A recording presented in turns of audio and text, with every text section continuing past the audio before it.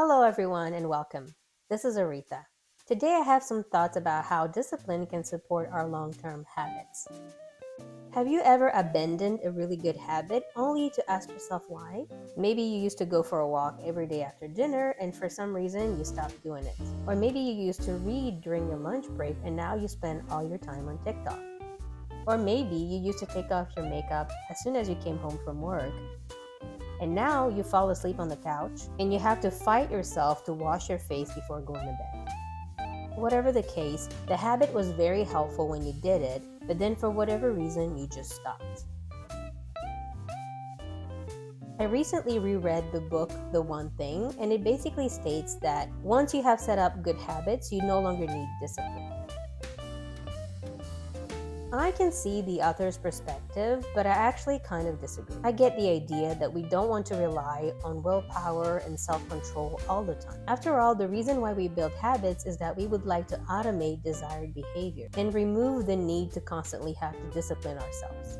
But does that mean that once you've established a habit, you will never need discipline again? I really don't think so. The way I see it, discipline is often needed to help us maintain those habits over the long term.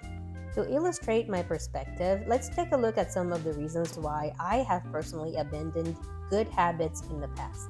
I'm sure you'll be able to relate to at least a few of them. So the first reason I have abandoned perfectly good habits in the past was that inertia set in. The way I would describe this is that for whatever reason, there is a lapse in your habit and you don't restart it as soon as possible. And the longer the gap, the longer you don't do it, it gets harder to get back on track. So at some point, you just start following the path of least resistance, which is to do nothing. Maybe you had a habit of meeting a friend for coffee weekly. For whatever reason, one of your coffee dates got canceled and you didn't reschedule, and then you never really got back to meeting with this person. Another perfect example is going to the gym. Maybe you missed a week or two because you were traveling or you were sick and then you never went back. Sometimes we break good habits simply because it's easier to do nothing. The second reason I have broken good habits in the past is that I got overconfident. And maybe you can relate to this. After a while of practicing a good habit, you start taking the benefits for granted. I definitely do this. I get overconfident in my abilities and I forget the importance of the good habits that support the results that I get. So maybe let's say that you used to prep your lunch and choose your clothes the night before you went to work. This allowed you to get to work on time and always look put together.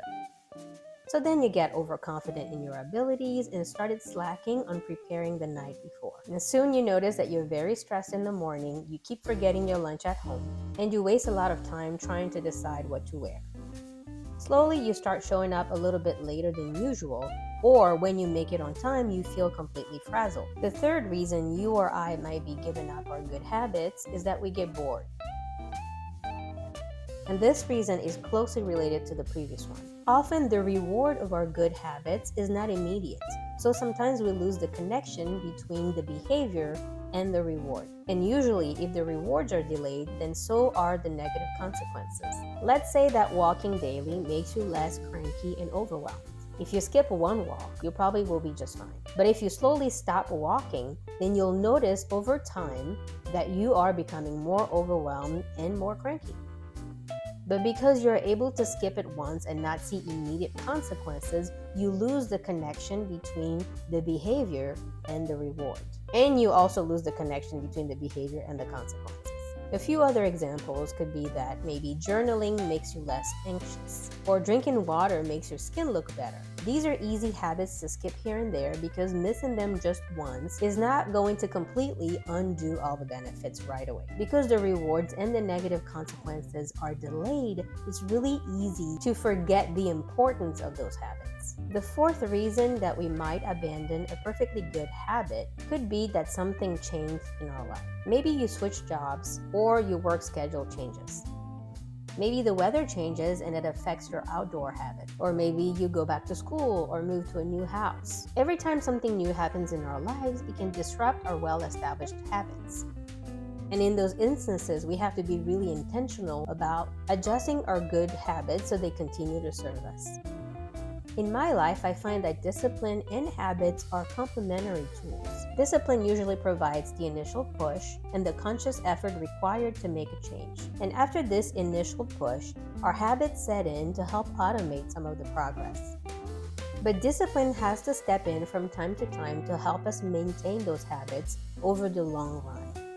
Discipline helps us protect our habits from external forces. It even protects our habits from ourselves and our tendency to lose focus and lose momentum. So it's not a matter of choosing between discipline and habits. It's about embracing both and harnessing their combined strength to lead more fulfilling lives. So what do you think about the relationship between discipline and habits? I'd love to hear your perspective, so please leave a comment below. As always, remember to give me a thumbs up on this video and subscribe to my channel.